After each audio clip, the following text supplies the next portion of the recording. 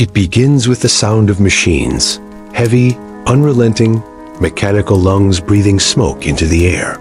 The year is 1901. A boy named Thomas, barely 10 years old, walks barefoot through the dawn mist of a Pennsylvania mill town. The ground is cold, his hands blistered, his stomach empty. His shift started before sunrise, and he will not see the light of day again until the factory whistle screams 12 hours later.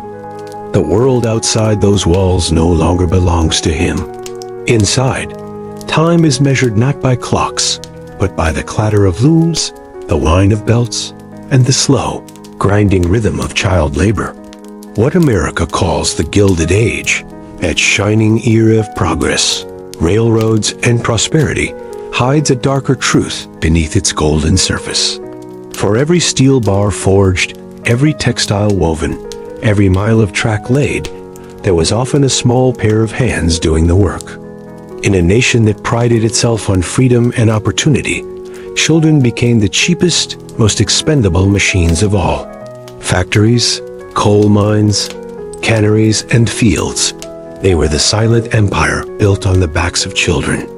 By 1900, it is estimated that over 1.75 million children under the age of 15 were part of the American workforce. Many were as young as 6 or 7. They labored from dawn to dusk, sometimes through the night, for wages so meager they could not buy bread for a family. But it wasn't greed alone that fueled the system. It was desperation. In post-Civil War America, industrialization spread faster than reform could follow. Immigrant families arrived by the thousands, seeking a better life, but finding poverty instead. Fathers died young in mills or mines. Mothers took piecework from home, sewing until their eyes failed. And when that wasn't enough, their children stepped forward, not out of choice, but survival. Factories did not ask questions about age. They wanted hands small enough to reach into machines, fingers nimble enough to tie threads, and bodies young enough not to protest. The textile mills of the South became some of the worst offenders. Entire towns were built around these massive complexes, mill villages they were called, where a company owned the houses, the store, and the people inside them. A family's rent came out of their pay, their groceries came from the company store, and the only jobs available were in the mill. For a father earning $1 a day, a 10-year-old's few cents could mean the difference between hunger and survival. So children worked 10, 12, 14 hours a day, breathing cotton dust until their lungs bled. Inside those mills, the noise was relentless. The air hung thick with lint, the floors slick with oil. Accidents were constant. Fingers torn off by spindles, hair caught in belts, feet crushed beneath heavy wheels. The mill owners called it progress. The children called it life. In the coal fields of Pennsylvania, it was worse. Here, breaker boys, some no older than 8, sat for 10 hours a day on wooden chutes, picking slate from freshly mined coal as it rattled past. The dust blackened their faces, filled their lungs, and scarred their throats. Coughing was constant. So was death. Explosions in the mines below could kill hundreds. But the companies always had replacements. Boys too young to know fear, too poor to say no. A famous photograph taken by reformer Lewis Hine in 1908 shows a line of these breaker boys, their faces hard and hollow, eyes ancient in their small frames. He once said, "If I could tell the story in words, I wouldn't need to lug around a camera." Hine's photographs became some of the first undeniable proof that America's prosperity was being built on stolen childhoods. But the cruelty wasn't always physical. It was psychological, a theft of wonder, of joy, of time. Children who worked 16-hour days never learned to read or write. Their childhoods vanished into the machinery, replaced by exhaustion. Those who grew up in mills and mines rarely escaped them. Work consumed them as surely as the machines they served. Many were dead by their 20s. And yet, the factory owners defended it. They argued that labor taught discipline, that children were better off employed than idle. Politicians echoed these claims, insisting that regulation would destroy industry. Even the courts agreed. In 1918, the Supreme Court struck down the first national child labor law as unconstitutional. The justices claimed it violated freedom of contract. Freedom, they said, as if a 10-year-old boy could freely choose to spend his life in a coal pit. The public only began to turn when stories of tragedy broke through the noise. In 1909, a mill fire in Cherryvale, Kansas, trapped dozens of young girls inside. Witnesses reported seeing small hands pressed against blackened windows before the roof collapsed. The newspapers finally began to print what reformers had been shouting for decades: that child labor was not a necessary evil. It was evil. Full stop. But reform came slowly. It would take another generation of activism, journalism, and public outrage before laws began to change. And even then, loopholes remained, because America's appetite for cheap labor never really disappeared. It only changed form. The cruelty of child labor wasn't confined to factories or mines. On southern plantations, black children who were freed from slavery found themselves bound again by poverty and discrimination. In canneries across Maryland and Maine, children peeled shrimp and shucked corn until their fingers bled. In the streets of New York, newsboys slept under bridges after shouting headlines for pennies. Across America, the story was the same. The faces changed, the suffering did not. And while the factories grew louder, the nation remained silent. The men in Washington debated commerce, tariffs, and expansion. But for the millions of children working beneath the shadow of smokestacks, there was no debate, only survival. The question that haunted reformers like Hine and Florence Kelley was simple. How much of a childless life is America willing to sacrifice for progress? And that question still echoes today, not just as a relic of the past, but as a mirror of the present. Because while the mills have closed and the breaker boys are gone, child labor has not vanished from the American story. It has simply hidden behind new names, new industries, and new justifications. But that part of the story, the silent transformation of child labor from visible horror to invisible exploitation, belongs to the next chapter of this dark American history. Before we move on, take a moment. Imagine the sound of those machines, the eyes of those children staring back at the camera a century ago. If their stories moved you, if you believe history like this should never be forgotten, help keep it alive. Subscribe, share, and comment what you think the most disturbing part of America's progress really was. Because the past doesn't stay buried. It lingers. Thomas never knew a world without work. By the time he turned 12, his spine had already begun to curve from the weight of cotton bales. His mother would say, "You'll be a man soon," as if the word childhood had no place in their world. For boys like him, growing up wasn't a process, it was an emergency. By the early 1900s, industrial America was a machine that ran on desperation. Cities were growing, wealth was booming, and progress was measured in smokestacks. But beneath that illusion of prosperity, a quiet war was being waged, a war for the very soul of childhood. Reformers, teachers, and journalists began to realize that if something didn't change soon, an entire generation of American children would grow up never knowing what it meant to be free. One of the most powerful weapons in that fight wasn't a law or a politician. It was a photograph. Lewis Hine, a quiet man with a camera, took it upon himself to expose what others refused to see. Disguised as a salesman or a fire inspector, he entered mills, mines, and canneries across the country.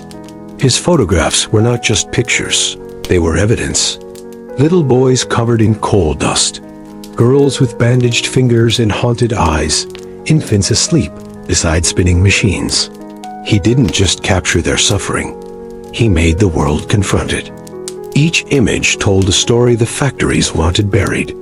And for the first time, Americans saw the price of their progress staring back at them. The photographs spread like wildfire through newspapers, churches, and social clubs. Suddenly, child labor wasn't an abstract issue. It was a moral outrage. But outrage alone couldn't break the system. The mill owners were powerful. The coal companies funded politicians. And the law, when it did exist, favored business, not children. In 1916, Congress passed the Keating-Owen Child Labor Act, which aimed to restrict the sale of goods produced by child workers. It was a small victory, until 2 years later, when the Supreme Court struck it down. Their reasoning? The government had no right to interfere with commerce between states. For the reformers, it was like being told that a child's suffering was a matter of trade, not morality. The message was clear. Profits still came before people. Even as debates raged in Washington, the mills kept running. The mines kept hiring. And Thomas and countless children like him kept working. There were no weekends, no safety nets, no childhoods to reclaim. Some children tried to run away, seeking better lives in the cities. Many ended up in even worse conditions, sleeping in alleys, begging for food, selling newspapers for pennies. Newsies, as they were called, became a familiar sight in cities like New York and Chicago. Barefoot, loud, and defiant, they were symbols of resilience in a world that offered them nothing. But even they would rise up in protest. In 1899, the Newsboys' Strike of New York shook the city's streets. Thousands of young paper sellers refused to work, demanding fair prices from the powerful publishers, including Joseph Pulitzer and William Randolph Hearst. The strike lasted 2 weeks, filled with chants, marches, and arrests. Though they didn't win everything they asked for, they proved something extraordinary. Even children could stand against giants. It became one of the first major youth labor movements in American history. But strikes and protests were dangerous. Children who resisted were often beaten, fired, or blacklisted. Families who complained risked losing their homes in company towns. The system was designed to punish disobedience and reward silence. And so, the cycle continued, one generation after another, bound to the same machines. In the rural South, it was even more complicated. Entire families worked side by side in the cotton fields. Parents didn't just allow their children to work, they depended on it. Many believed that hard labor built character, that idleness bred sin. Poverty blurred the line between survival and exploitation.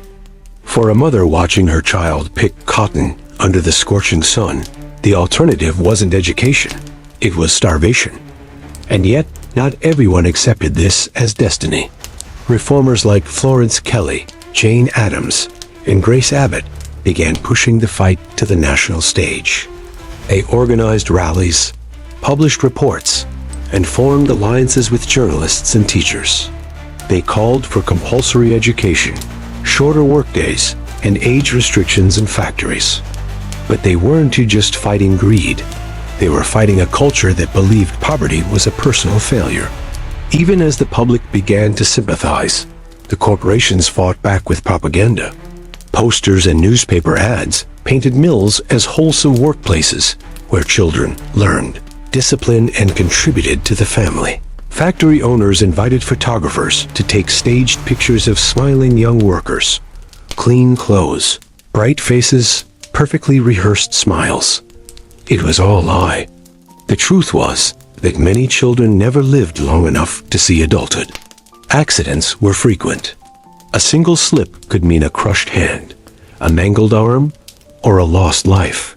The factory whistle that signaled the start of a shift could just as easily signal a tragedy. In the coal fields, explosions and collapses took hundreds of lives each year, many of them young. One story that haunted reformers was that of Mary Fagan, a 13-year-old girl who worked at a pencil factory in Atlanta in 1913. She was murdered in the building after coming in to collect her pay. Her death became a national scandal, not only for the crime itself, but for what it revealed. a culture that treated working children as invisible until tragedy made them useful for headlines. By the 1920s, the nation began to shift. Slowly, public opinion started to outweigh corporate influence. Compulsory education laws were passed in many states, making school attendance mandatory. Factories were pressured to hire adult workers instead. The Great Depression would later seal the change. When jobs became scarce, adults replaced the children who once filled the machines. But even as the laws changed, the story didn't end. Child labor didn't disappear. It migrated. From factories to fields, from cities to farms. Rural America remained largely untouched by reform. In the tomato fields of Ohio and the cotton farms in Mississippi, children still bent under the sun, working from dawn to dusk for pennies. The faces had changed, but the struggle was the same. Thomas, now grown and stooped from years of mill work, once told a reporter, "I don't remember ever playing. Work was all there was." His story became a footnote, one among millions. The names changed, but their voices formed a single echo across time. We were there, and no one listened. That echo still rings, because child labor never truly left the American story. Even in the modern age, it found new ways to hide. Behind supply chains, behind cheap goods, behind the illusion of progress. And that is where part 3 begins. In a world that claims to have learned from its past, yet continues to repeat it in silence. When Americans talk about child labor, they often speak as if it were an ancient wound, something long since healed by progress, legislation, and moral awakening. But the truth is far more unsettling. The scar never truly faded. It only shifted, hidden beneath layers of convenience, profit, and denial. By the mid-20th century, the United States congratulated itself on progress. The Fair Labor Standards Act of 1938 had finally outlawed most forms of child labor, setting age limits and maximum working hours. For the first time in history, childhood seemed protected by law. Newspapers celebrated. Reformers rejoiced. The nation moved forward, but not everyone shared in that victory. Out in the fields, away from the cities and factories, the system quietly rewrote itself. The new laws had loopholes, wide enough for an entire generation of working children to slip through. Agriculture, for example, was largely exempt from federal protections. While factory work for children was illegal, farm labor remained traditional, family-based, and therefore unregulated. And so, across the dusty farmlands of the South and Midwest, children still rose before dawn to pick crops under the blistering sun. They bent low in tobacco fields, their hands burning from the nicotine-soaked leaves. They carried buckets of fruit, heavier than their bodies. Many were children of migrant families, moving from state to state in search of harvest work. They weren't seen as victims, they were invisible. In 1960, Edward R. Murrow released a groundbreaking documentary titled Harvest of Shame. It shocked the nation by showing what America had tried to forget. Thousands of children working 10 to 12 hours a day in brutal conditions. The images were hauntingly familiar to those Lewis Hine had captured half a century earlier. Small bodies bent by labor, faces hardened long before their time. But unlike the children in the mills, these kids weren't surrounded by machines. Their chains were poverty and policy. "We used to think we ended child labor," one reporter said, "but it just went outdoors." As the decades passed, globalization gave child labor a new disguise. American companies no longer needed to exploit children at home. They could simply move production overseas. Factories in Bangladesh, India, and parts of Latin America became the new mills and mines, filled with children making clothes, shoes, and toys for American shelves. The cruelty didn't end. It outsourced itself. Yet even that wasn't the whole story. Within the U.S. itself, new reports began to surface in the 21st century. Stories that sounded like echoes of a forgotten age. Children found working in slaughterhouses, packing plants, construction sites, processing facilities. These weren't ancient tales, they were headlines. In 2023, federal investigators uncovered more than 100 children working illegal overnight shifts cleaning industrial meatpacking equipment in the Midwest. Some were as young as 13. They used harsh chemicals and scrubbed blood off machines powerful enough to kill them instantly. Many were recent immigrants, some unaccompanied minors. It wasn't supposed to happen anymore, but it did, because the same excuses that protected exploitation a century ago had evolved, not disappeared. Companies blamed subcontractors. Subcontractors blamed paperwork. Everyone pointed fingers, and the children disappeared back into the margins. History had repeated itself, this time hidden in the fine print. And what about education? The promise that every child would have a chance to learn instead of labor. In many rural and low-income communities, that promise remained fragile. Children still missed school to work alongside their parents.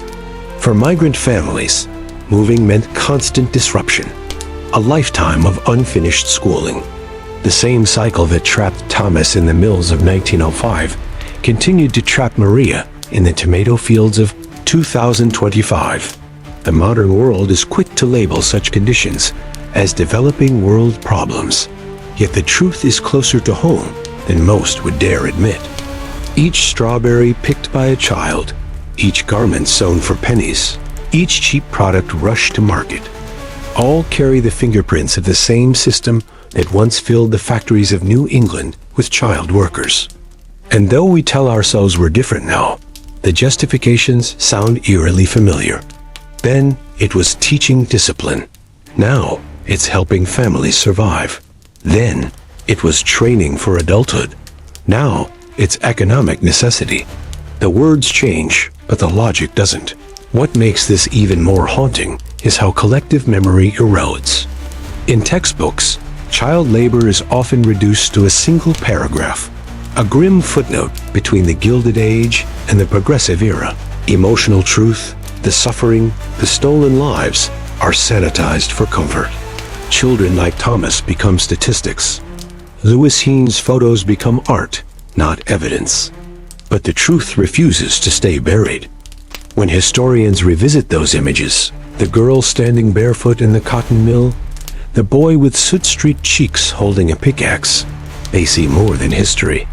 They see prophecy. Because every society that forgets the cost of progress is destined to pay it again. It's easy to believe that laws alone can protect morality, but history shows otherwise. Reform is fragile. Compassion fades. And every time an economy falters or a nation hungers for cheap labor, the temptation returns.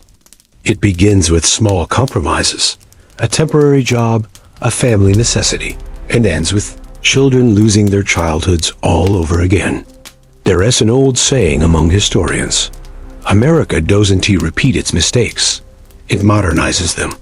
That's the haunting truth behind child labor. What began in the mills and mines of the 1800s has found new homes and warehouses, kitchens, and supply chains powered by technology and global trade. The faces are different. The settings have changed. But the exploitation feels the same. Even today, investigations by journalists and human rights groups continue to uncover the uncomfortable reality.